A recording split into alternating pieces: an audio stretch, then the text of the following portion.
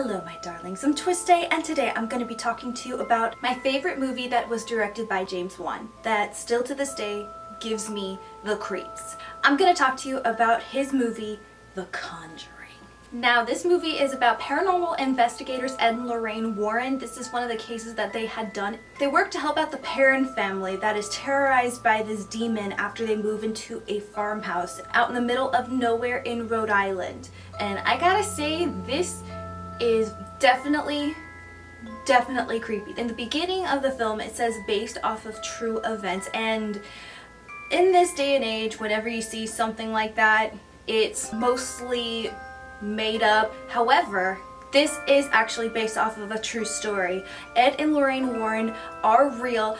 Unfortunately, Ed, he died in 2003, but Lorraine, she is still alive and she is still a paranormal investigator. And not only that, she was also there to help out with the filming and to give out support to make sure that this movie was as close to authentic as it was to the case that she and her husband had done in the past. The only major differences in this film versus the actual case was this case lasted from 1971 to 1979, and of course to movie standards it's sped up quite dramatically. I actually seen this movie when it came out in theaters back in 2013, and I actually stream it online, and whether you're in a movie theater or whether you're at home, it freaks you the heck out no matter what. Alright my darlings, let's get down to business of what it has or what it has not. And I'll let you know if The Conjuring 1 is something that you should definitely be interested in watching,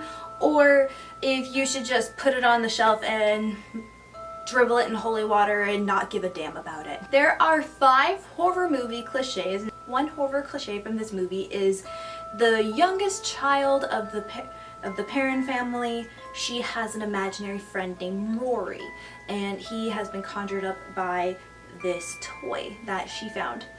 Of course, only the youngest children in all of horror history can see something and think to themselves, oh, it's an imaginary friend. There are 10 eerie moments.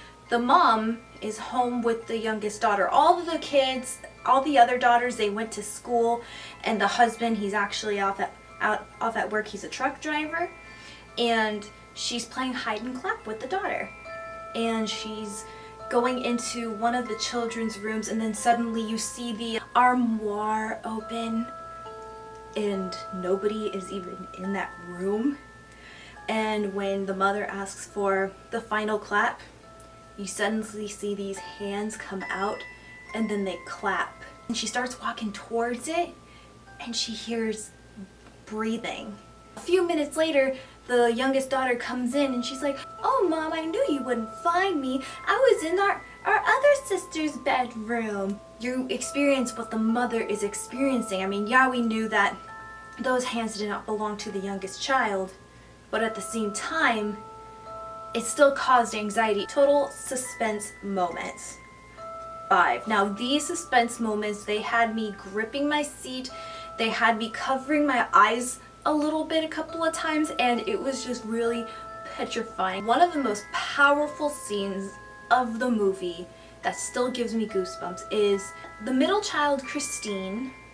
She is sleeping in bed and a spirit pulls her leg, and at first she doesn't believe that it is anything but her sibling being a brat. But then she wakes up and she looks all around her bed and she sees that there's nobody there.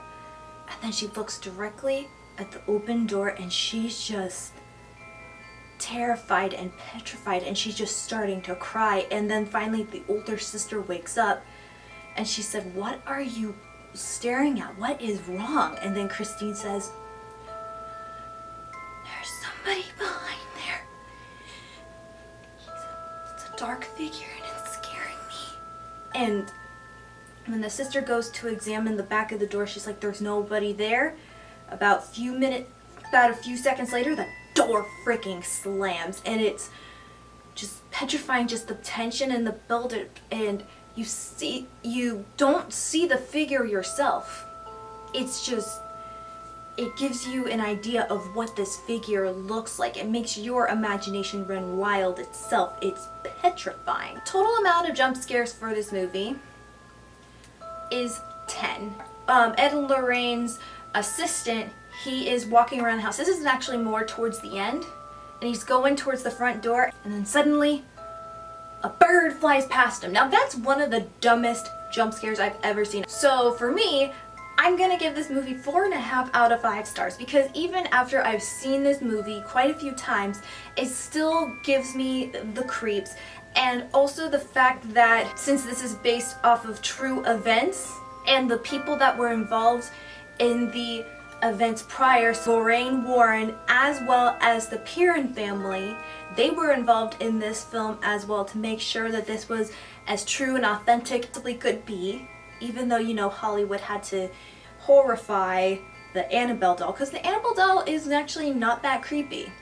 The Annabelle doll in the movie, you would think to yourself, why the heck would anybody keep a doll that terrifying? The newest Conjuring movie, which is directed by James Wan, is coming out this week. I am so freaking excited for it. I'm keeping my fingers crossed, because majority of the time I kind of feel like horror sequels are not very necessary. The only one that I find an exception to is The Evil Dead 2.